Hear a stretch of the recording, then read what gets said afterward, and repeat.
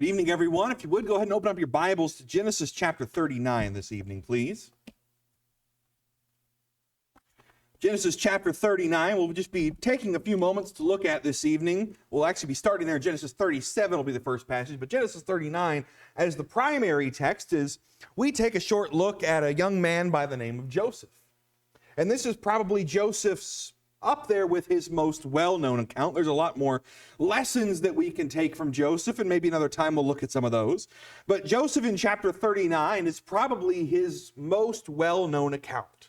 And that's the major temptations that he faces when in Potiphar's house. So I'd like to take a look at that and some lessons that we can take from that this evening, starting back there with asking the question, when facing temptation, how strong does it tend to be? Does Satan ever typically pull his punches? Is he usually going to tempt us with something that isn't really a big deal for you or I to face? No, he's crafty, isn't he? He's going to find the things that is going to affect us early on, as hard as we can face it, and as strong a temptation as God will allow him to tempt us with. And Joseph's a great example. Is all the way back in Genesis chapter 32, just a couple pages back from our main text we'll be looking at, even at an early age when seeing evil and seeing bad things that his brothers were doing in his father's household, when they were slacking off and taking care of the sheep. He faces the temptation to just be the younger brother and go along and not say anything, or go and confront his brothers and tell his father about the lack of work that they're putting in that he expects them to do. By the time we pick up in chapter 41 there in verse 46, a little bit later on in the account, after Joseph has interpreted Pharaoh's dreams and gone through a number of problems there himself with waiting for Pharaoh to be called and waiting for the bread maker to tell him or not the bread maker, the wine taster to go and summon him out of prison, and everything that's happened here, Joseph still faithfully serving God even at the young age of 30 years old, being put second in command in charge of one of the biggest kingdoms on the continent at the time. Power tends to corrupt, absolutely. I imagine Joseph faced temptations on a scale you and I will never know. And still, the continuing example we see from him is that he faced every single temptation that Satan sent his way, faced it swiftly, faced it faithfully, and withstood Satan in word, in deed, and in truth. So let's look at some big examples there in Genesis chapter 39. Let's pick up there in verse 7. To set the scene here so far, Joseph has been sold into slavery.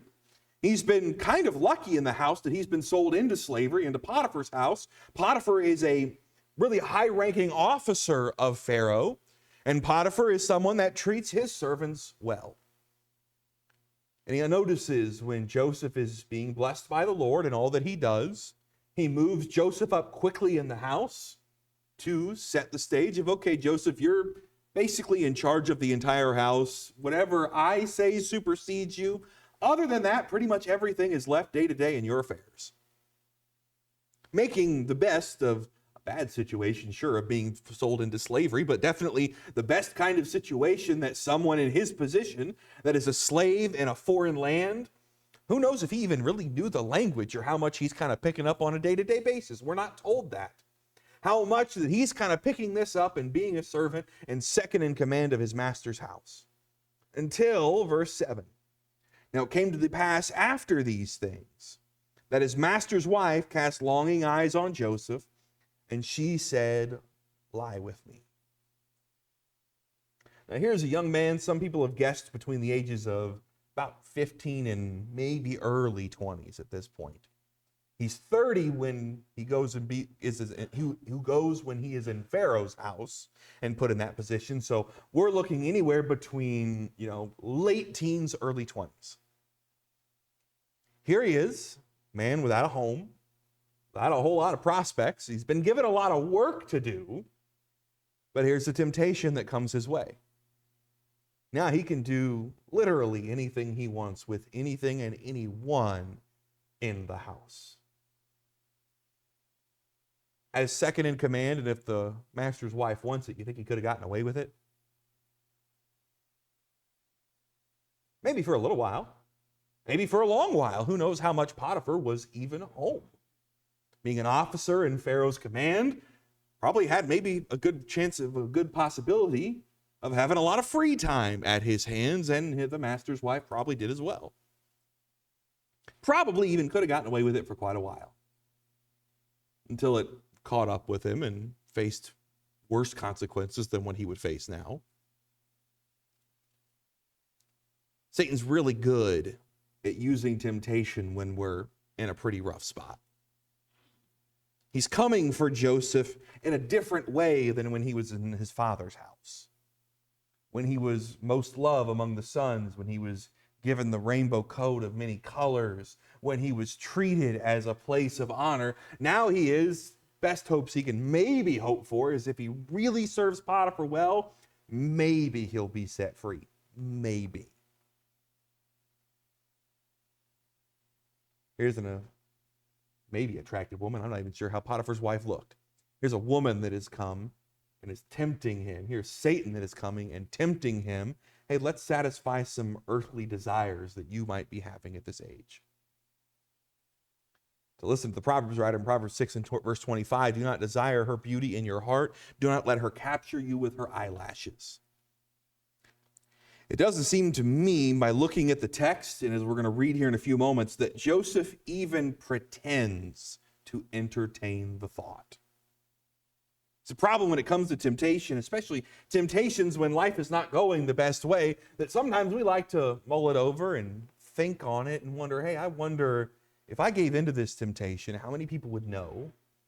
How many people would care? How long, or if possible, could I forever get away with this? Would it really be that bad? Joseph, it seems, doesn't even entertain the thought. And she's being pretty bold with her words here without getting into graphic detail. Come lie with me is, there's no question, there's no hiding anything. She is blatantly offering herself to him with no ifs, ands, or buts about what she means. It's not asking him to come down and take a nap with him. She's very bold in what she's saying here. And still, Joseph says, no, I'm not going to do it. Verse 8 continues, but he refused and said to his master's wife, look, my master does not know what is with me in the house. He's committed all that he has to my hand. There is no one greater in his house than I, nor has he kept back anything from me but you, because you are his wife. How then can I do this great wickedness and sin against God? Plainly stated, not even entertaining the thought, no hem-hawing around, no if, maybe, well, if we could get away with it, I'm afraid of being found out. It's just blatant no. How could I even pretend to think that this is a good idea? My master has treated me well, and my God calls it a sin. Now, where in between all of that could you possibly entertain the thought that I would give into this? The answer is an unquestioning no. I will not give into this temptation. Unfortunately, it doesn't stop there for Joseph. So it was, as she spoke to Joseph day by day, that he did not heed her to lie with her or to be with her. A repeated daily process. It's not a one-time, I shot my shot, it didn't go well, okay, I'll go maybe find a different servant to do some unspeakable things with. No, I want Joseph, and she reminds me of the picture of the woman in Proverbs 6 and verse 26, who is hunting down innocent life. It seems, if anything, she may have become more determined, because here's the young man that got away, and by any means possible, she wants to tempt and follow through the sinful act with Joseph. Now, as a young man in his late teens, early 20s, although it says he was a pleasant man to look at when you go back up to verse 6, probably didn't have a ton of prospects. Satan likes to use these kind of temptations for us in anything. If he keeps propositioning us, if he keeps tempting us, if he keeps putting the same issue, the same problem in front of us day after day. How often has temptation worn you down that way? It's one thing to say no once, twice, 3 times. It's another when it keeps repeatedly being asked of you, tempted of you, being brought to your attention. I imagine she probably didn't even say the same thing every single day. Come lie with me. She changed it up. She came up with reasons. She probably tried to persuade him. She probably used everything in her book she could think of to convince him, come and lie with me. More than likely wasn't the same 3 words every single day. That becomes probably easier to avoid. Same phrase, same thing out of her mouth, whatever, go on, keep moving on. She's going to keep becoming inventive, and Satan does the same thing. He's going to get inventive in finding ways to proposition us and to tempt us to fall to sin. So verse 11 continues. But it happened about this time when Joseph went into the house to do his work, and none of the men of the house was inside, that she caught him by his garment, saying, lie with me. But he left his garment in her hand and fled and ran outside. Now, I have always wondered why there were no other men in the house at this time. Now, that could be a coincidence.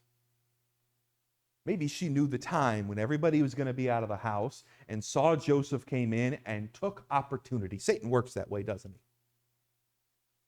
He looks for good opportunities to make that temptation harder and harder. The other possibility, again, we can't know for sure, maybe she helped orchestrate that all the men were out of the house at this time and gave one of the men a message to have a reason for Joseph to return to the house at this time.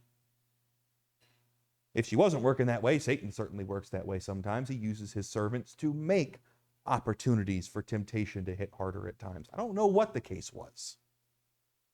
But here is an opportunity to tempt him with more than just words. She lays hands on him.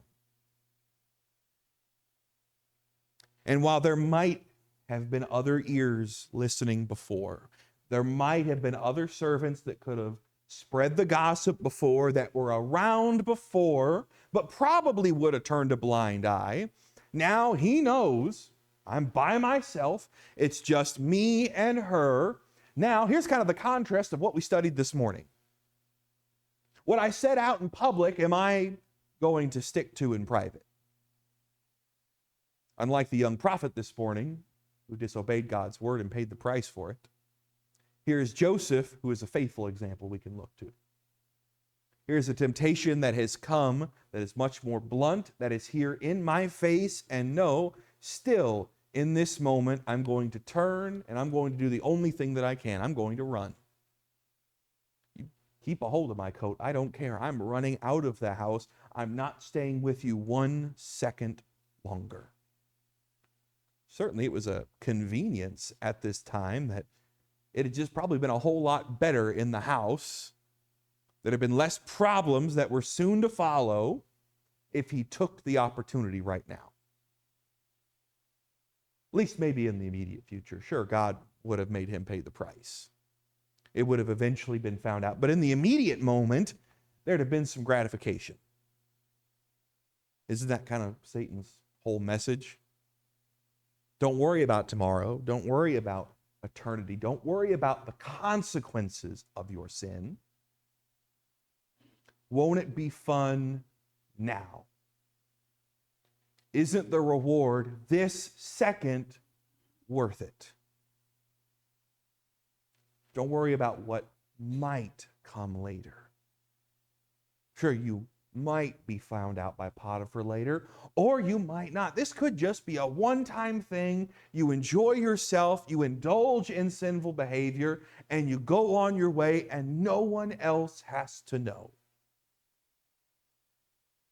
Satan loves to use that lie of convenience when most of the time it is not so convenient. Proverbs chapter 7 reminds me again of this situation. For my husband is not at home. prostitute says, and he has gone away on a long journey. He took a bag of money with him, and at full moon he will come home. The writer of Proverbs 7 painting the picture that, a lot of sin and temptation, and the woman that's being described in Proverbs chapter 7, this is the way that Satan has always worked. He's going to find ways either to tempt us when it is convenient, or he is going to find ways to make it sound and look as convenient and easy to get away with sin as possible.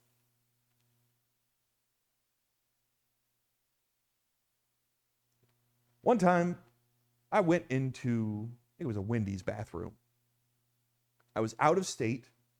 I was going up to a friend's funeral. His father had just passed away. I wanted to go support him. He was 5 hours away. I went into the restroom. I sat down. There's a wallet there beside the toilet. It's happened to me before. You sit down, you use the restroom, and your wallet falls out of your pocket. I've had phones do it. I've had pocket knives do it. It happens to anybody. I go to take it up to the counter. I didn't even look inside. I didn't want to look inside. That's a bad idea. I take it up to the counter and say, hey, I think somebody dropped this. The cashier opens it up, who was the manager. He said, there's over $1,000 in here. Now, I know if I'd have opened it up at that time, that would have been extra tempting. That was probably tempting to the manager, that I hope he did the right thing and got a hold of whoever wallet was dropped in the bathroom and it was returned to the proper place. I wasn't going to stick around and wait for him to try and track down whoever this was and bring it back to him. I didn't know when I was going to stop into a restroom that, hey, I'm a poor preacher. I don't have a lot of money. I was struggling with money at times. Got a wedding coming up, and I just sent off a big check so that we can pay for the venue. That's a lot of money that just came out of my pocket, and there's some other things that are coming up. Satan likes to use opportune moments to tempt us. And it might have been easy to think, I could just take some money, even some of this money out of this wallet, put it back here. I can get out. No one would know. There's no, I hope not, cameras in the bathrooms. No one's going to know any better, probably. Satan likes to use opportune moments to tempt us in very strong ways. And it's evil, and it's sinful, and it's something that we have to avoid. He covers those temptations with lies. He'll make it seem like he or whoever is tempting us really loves us and is concerned about our well-being. I'm sure Potiphar's wife sounds like from the text, and it looks like definitely from the opportunities she would probably take, tried to paint this as much as possible that she really cared for Joseph. Chapter 39, beginning in verse 6. Thus he left all that he had in Joseph's hand and did not know what he had except for the bread he ate. Now Joseph was handsome in form and appearance, and it came to pass after these things that his master wife cast longing eyes on Joseph and said, lie with me. I'm sure she was trying to use every trick in her toolbox, including trying to butter him up and flatter him and convince him that she was genuinely doing this out of love. If she goes by some other temptations that Satan has used and other tricks that I've seen used, who knows if she told the story about running away with Joseph and leaving Potiphar in the dust. It certainly wouldn't have been the first time that tactic has been used. Because it's a tactic Satan likes to use. The reality of the situation sets in, though, in verse 13. So it was when she saw that Joseph left his garment in her hand and fled outside, that she called to the men of her house and spoke to them, saying, see, he has brought into us a Hebrew to mock us. He came in with me to lie with me. I cried out with a loud voice, and it happened when he heard that I lifted my voice and cried out, that he left his garment with me and fled and went outside. So she kept his garment with her until his master came home. Then she spoke to him with words like these, saying, the Hebrew servant whom you have brought into us came into me to mock me. So it happened as I lifted my voice and cried out that he left his garment and he fled outside. No matter how many days that she has been tempting him and using every trick in her book to persuade him that this is wonderful. It might be love. It could be a great experience. It will be fun. No one will find out. The moment that she realizes the game is up, where is all the flattery gone? Where's the fake love gone? Where's the friendship gone? It reminds me of the prodigal son. The moment he's out of money and plague hits the town, famine hits the town, where'd all his friends go? Turn their back on you, they'll stab you in the back. They'll take any opportunity they can to get further. Looks great to Potiphar that his wife must really love him, because he'll come and tell her about this no good servant that tried to come in and do evil things with his wife. She must really love me. Here, honey, I'll take care of it. Joseph's situation, though, has just been listening to lie after lie of Satan, and no matter how much he may have promised that life would get easier, pick up in verse 19 after the lies. So it was when his master heard the words which his wife spoke to him, saying, your servant did to me in this manner, that his anger was aroused. Then Joseph's master took him, and he put him into prison, a place where the king's prisoners were confined, and he was there in prison. No matter how much Satan may have tried to promise that life is going to get better, look at the reality of this situation. He lost his clothing, not for the first time in the last couple of years. That almost just feels like insult to injury. He's lost a good job.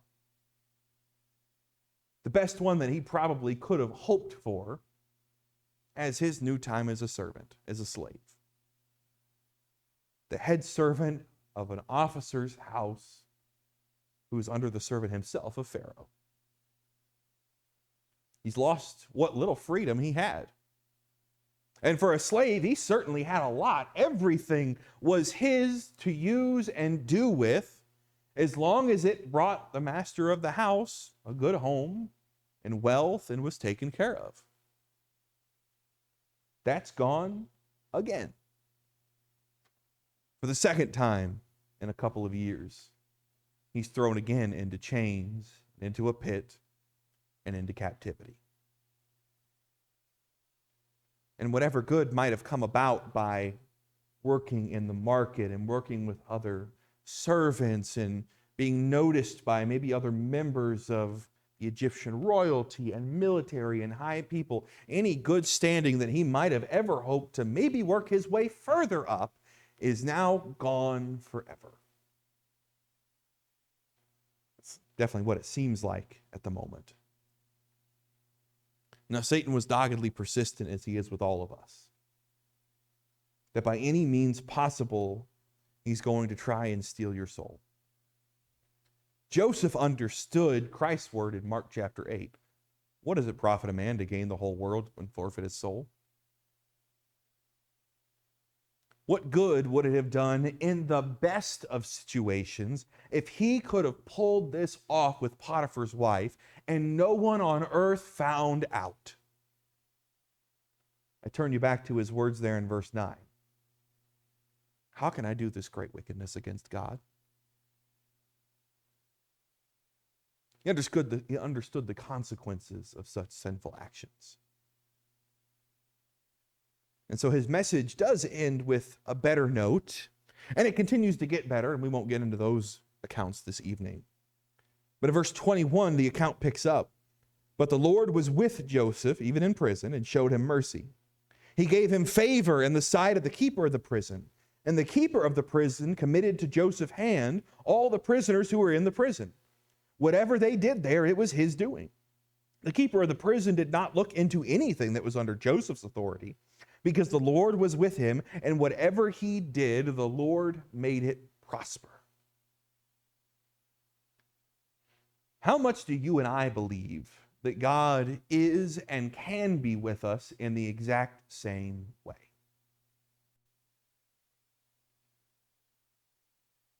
Joseph has been repeatedly beat down by Satan.